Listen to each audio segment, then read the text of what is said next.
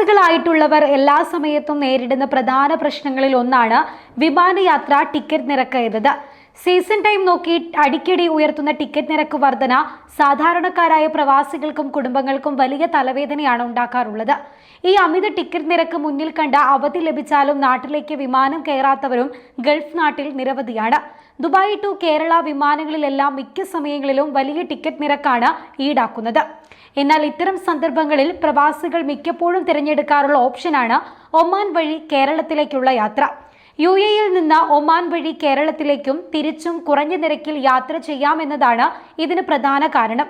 കുടുംബസമേതം യാത്ര ചെയ്യുന്നവർക്ക് ഏകദേശം 1 ലക്ഷം രൂപ വരെ ലാഭിക്കാൻ ഇതുവഴി സാധിക്കുന്നുണ്ട്. സ്വന്തം പേരിൽ വാഹനമുള്ള UAE വിസക്കാർക്ക് റോഡ് മാർഗം മസ്കറ്റിലെത്തി അവിടെ നിന്ന് കേരളത്തിലേക്ക് പോകാനും തിരിച്ചു വരുമ്പോൾ മസ്കറ്റിലെത്തി വാഹനമെടുത്ത് UAE-യിലേക്ക് മടങ്ങാനും സാധിക്കും. ഇതുവഴി UAE-യിൽ നിന്ന് 5 ഇരട്ടി പണം നൽകി നേരിട്ട് കേരളത്തിൽ പോയി വരുന്ന ഒരാളുടെ തുക കൊണ്ട് ഒമാൻ വഴി 2 or 3 പേർക്ക് നാട്ടിൽ പോയി വരാൻ സാധിക്കുമെന്നുള്ളതാണ്. UAE ഒമാൻ അതിർത്തി ചെക്ക് പോസ്റ്റിൽ 38 ദിർഹത്തിന് ഒമാൻ വിസ ലഭ്യമാകും. UAE-യിൽ വാഹന ഇൻഷുറൻസ് ഭൂരിഭാഗവും ഒമാൻ കവറേജ് കൂടി ഉള്ളതാണ് എന്നതാണ് മറ്റൊരു പ്രത്യേകത. ഇനി അതില്ലെങ്കിൽ 120 ദിർഹത്തിന് ഒമാൻ കവറേജ് ലഭിക്കുമെന്നുള്ളതാണ്. ഇനി UAE-യിൽ വാഹനമില്ലാത്തവരാണ് നിങ്ങളെങ്കിൽ ഒമാൻ UAE ബസ് സർവീസിന്റെ സഹായവും നിങ്ങൾക്ക് തേടാവുന്നതാണ്.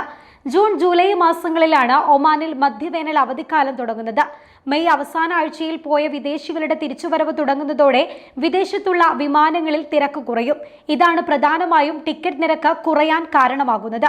UAE-യിൽ നിന്ന് ഡൽഹി, മുംബൈ, ജയ്പൂർ, ഗോവ, അഹമ്മദാബാദ് തുടങ്ങിയ സെക്ടറുകൾ വഴി കേരളത്തിലേക്ക് പോകുമ്പോൾ ടിക്കറ്റ് നിരക്ക് ഇതിലും കുറവ് ലഭിക്കാനും സാധ്യതയുണ്ട്.